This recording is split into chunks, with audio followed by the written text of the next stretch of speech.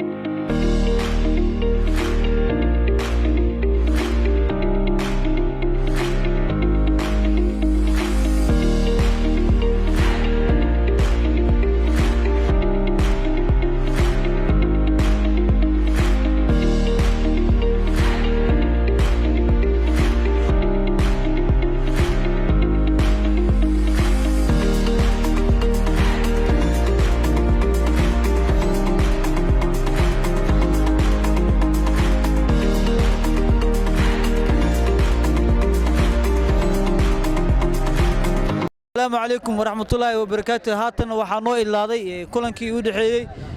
لبض جلاس أو كله لاب 19A جلاس كله CS 2021C عيرته وحي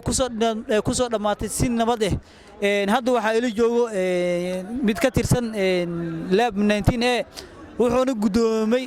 xidig uu fiicna garoonka soo dhawaaw dareenka balkawar maadaama ay qaadatay ciyaartii ugu horeysay oo jaacada la furo hadana ay qaadatay xidigii macnaha ugu wanaagsanay adigoo macnaha hadana dareemin inaad tahay ninka ugu daayar garoonka soo dhawaaw bal dareenka nala wadaag dareenkay ma la soo koobi karo aad u faraxsanahay waliba waxaan ku faraxsanahay tiimkeena oo guusha gaartay walaaleen waxa dheena waa ka badinay samariiman maadaama kubad wanaagsan soo badiyay waliba tiimkeena labada kubadba aad u wanaagsanayeen laakiin calafka anay guushna siiyay markii gool ay rajeynayeen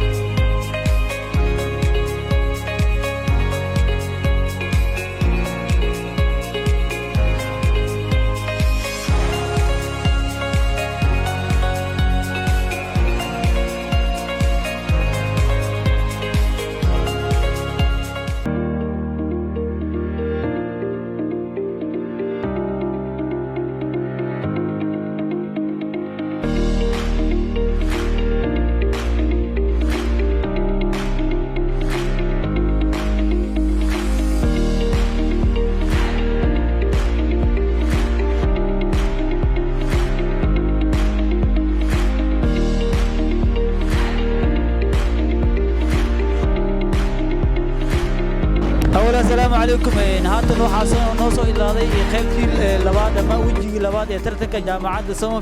Summerfield Championship tartanka qaybta labaad waxaa ku tirtamay galaasyada kale ah BA20A iyo Petroleum Engineering sida aragtaan waxay guusha raacday BA20A waxaana la jooga mid ka mid ah ciyaaryahanada BA oo qaatay man of the match garoonka waxaana weydiin doonaa ciyaarta qaabkeed iyo dareenkiisa bal inuu naga warramo soo dhawaad gudoomiye ما شاء الله waa ku dhawaay dareenkayga lama soo goobi karo aad iyo aad wax maaysanaa maanta ina tartanka markii ugu horeysay ka qayb galo aadana guul ka keeno galaaskayga guul soo yeeto waay insha Allah